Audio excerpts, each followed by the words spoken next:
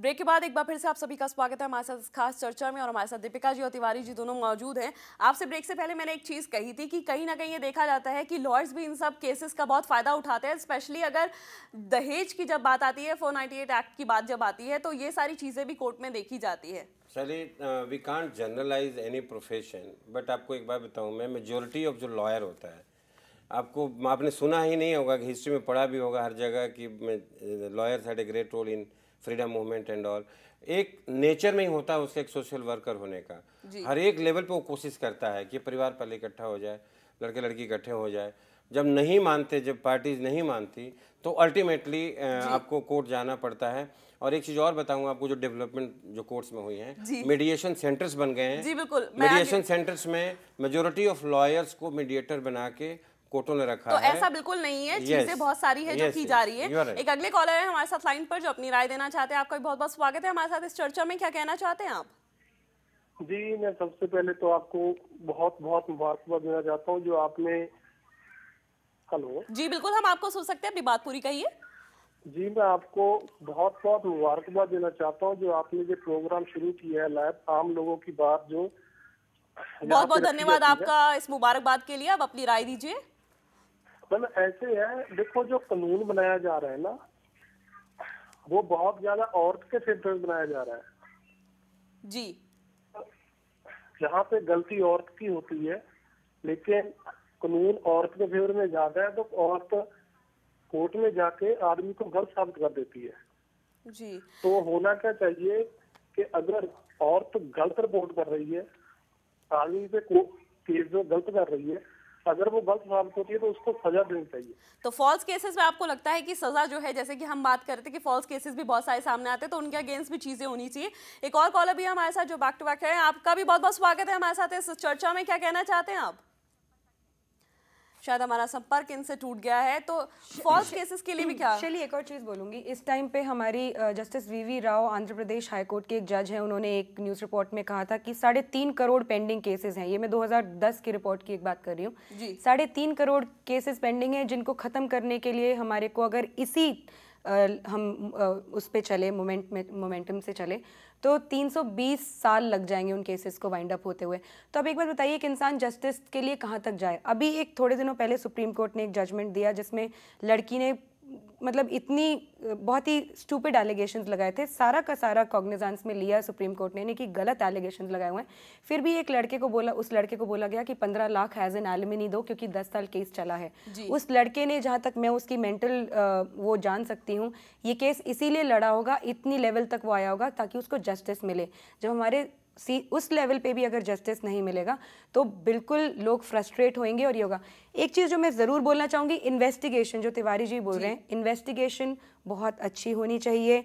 Transparent unbiased officers वहाँ पे होने चाहिए, और एक टाइम लिमिट होनी चाहिए। जजेस के बिल्कुल हाथ में है कि वो एक केस को किस तरह से लेके जाते हैं, क्योंकि लिंगर ऑन करना चाहते हैं लोग तो लिंगर ऑन हो रहे हैं। अगर कोई चाहेगा कि लिंगर ऑन नहीं होगा तो नहीं होगा। और ऐसे बहुत सारे जजेस हैं जो बहुत एफिशिएंटली काम करते हैं, बजाय के उनको आगे लाने के उनको सप्रेस किया जाता है। जुडिशियल रिफॉर्म्स बहुत जरूरी है, अदरवाइज कॉमन मैन यही करेगा। चलिए एक अगले कॉलर है हमारे साथ पटियाला से। रणवीर जी, आपका भी बहुत बहुत स्वागत है हमारे साथ इस चर्चा में। क्या कहना चाहते हैं आप? धन्यवाद जी, आपने मुझे समय दिया। मैं ये कहना चाहता हूँ मैडम, जो आजकल कानून बन रहे हैं वो मोस्टली हाँ जी अपनी बात पूरी कहिए।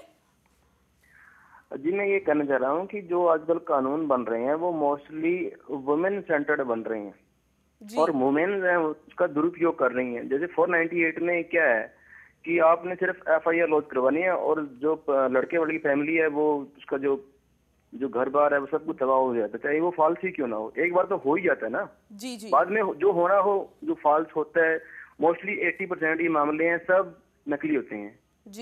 ठीक है, लड़की का कसूर होता है लेकिन जो अपना वो सिद्ध नहीं होता। तो इसके लिए मैं चाहता हूँ कि पहले FIR लॉन्च होने से पहले एक हाई लेवल की इंक्वायरी, तो इंक्वायरी और इन्वेस्टिगेशन होना बेहद जरूरी है, उसके बाद ही आगे कुछ प्रोसेस में जाना चाहिए। आपका बहुत बहुत धन्यवाद हमारे साथ इस चर्चा में जुड़ने के लिए। अगले कॉलर भी हमारे साथ, आप क्या कहना चाहते हैं? हाँ जी, हेलो जी, अपनी राय दीजिए। अरे मैडम, जैसे मेरी मिसेज 3 बार भाग चुकी है। हेलो जी जी बिल्कुल, अपनी आवाज पूरी कीजिए। हाँ जी, ਤੇ ਉਹ 230 ਕਰਨਾ ਮੁੜ के फिर घर आ ਜਾਂਦੀ है। हम आपके टीवी का वॉल्यूम सेट जो है उसी की आवाज सुन पा रहे हैं। अगर आप उसकी वॉल्यूम कम करेंगे तो हम आपकी आवाज सही से सुन पाएंगे। और आपके मैंने वॉल्यूम बिल्कुल बंद किया हुआ टीवी का। जी जी आप बोलिए। मैंने तो वॉल्यूम बंद किया। मेरी बीवी 3-4 बार भाग चुकी है। जी, तो आपके साथ खुद ही ये केस हुआ है कि जहां पर आपकी वाइफ ने आपके ऊपर केस डाला है? केस वो केस में डाल रही है, ना केस लड़ना चाहती है, बोलती छोड़ना भी नहीं है। जी बिल्कुल, ऐसे केसेस लगातार सामने आ रहे हैं। ईगो बढ़ गई है लोगों में। बिल्कुल, ईगो क्लैशेस ही हैं सबसे ज़्यादा, क्योंकि एक छोटी सी बात के ऊपर थोड़ी सी हंसी वाली बात है लेकिन मैं शेयर कर लेती हूँ। मैं एक लॉयर से बात कर रही थी, मेरठ के एक लॉयर हैं। उन्होंने मुझे बोला कि एक छोटी से छोटी बात कि आप शैम्पू का ये ब्रांड मंगवाया और इंसान दूसरा ले आया, तो वहाँ से बातचीत शुरू होती है और वो इतनी ज़्यादा बड़ी लड़ाई का तूल पकड़ लेती है। और एक और चीज़ शैली, बहुत सारी फेमिनिस्ट मुझे ये बोलती हैं कि एक लड़की की रिस्पेक्ट या डिग्निटी के स्टेक पे वो फैमिली चलाए, ये नहीं होना चाहिए। कोई भी ये नहीं कह रहा है, लेकिन जब एक फैमिली में प्यार है, सब कुछ है, लेकिन सिर्फ ईगो की वजह से वो सब चीज़ों को तोड़ना चाहती है, तो वो चीज़ें हमें अंडरस्टैंड करनी पड़ेंगी। जो नीडी है, जिसको जस्टिस मिलना चाहिए, उसको जस्टिस आज भी नहीं मिल रहा है। आप गांव में जाके देख लीजिए, एम्स के मेट्रो स्टेशन के बाहर इतनी सारी औरतें सोती हैं रात को। क्या हमारे विमेन ऑर्गेनाइजेशंस को उनके लिए नहीं कुछ करने चाहिए? उनके लिए कोई लॉज नहीं बनाने चाहिए? वहाँ पर भी बहुत सारी चीजें होनी चाहिए और अंडरस्टैंडिंग और बॉन्डिंग की सबसे ज़्यादा जरूरत है। अंडरस्टैंडिंग बॉन्डिंग की बहुत ज़रूरत है। और फैमिलीज यूँ नहीं है कि एक लड़की दूसरी फैमिली में चली जाए तो वो उस फैमिली को अपनाए ना, या फिर लड़की वाले जो हैं वो हमेशा उसको प्रेशराइज करते रहें कि तो रिलेशनशिप्स को समझने की सबसे ज़्यादा जरूरत है। अंडरस्टैंडिंग की बहुत हमारे जरूरत साथ है। दिल्ली से जो अपनी राय देना चाहती है। सीमा जी, आपका भी बहुत बहुत स्वागत है हमारे साथ इस चर्चा में। क्या कहना चाहती हैं आप? नमस्ते मैडम जी, मैं आपकी बातें सुनकर बहुत देर से, सवाल मेरा नहीं मेरे बेटे का है। जी जी। वो कॉलेज जाता है, वो अक्सर एक बात कहता मम्मी जब जमाना कंपटीशन का है तो क्या कहता है, ऐसा क्यों बस में लिखा होता है कि लेडीज के लिए सीट है, तब लड़के कहते हैं हम कंधे से कंधा मिलाकर चल रहे हैं, तो वो सीट लड़की के लिए क्यों, लड़की के लिए क्यों नहीं? जी, लेकिन जब आप ट्रैवल करती है तो आपको नहीं लगता कि आपको लेडी सीट की जरूरत है? हाँ, वो तो खैर है, लेकिन अभी तकलीफ कई बार दिखती है ना, साथ में बच्चा होता है, वो कहता है कि मम्मी लड़की के लिए क्यों, लड़की के लिए भी अवेलेबल होनी चाहिए।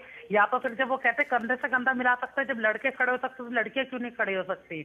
और दूसरा, चलिए जो आपने बात कही है उस बारे में भी हम जरूर चर्चा कर रहे हैं। रुक रहे एक छोटे से ब्रेक के लिए। ब्रेक के बाद भी हमारी खास पेशकश जारी है, कहीं मत जाइएगा।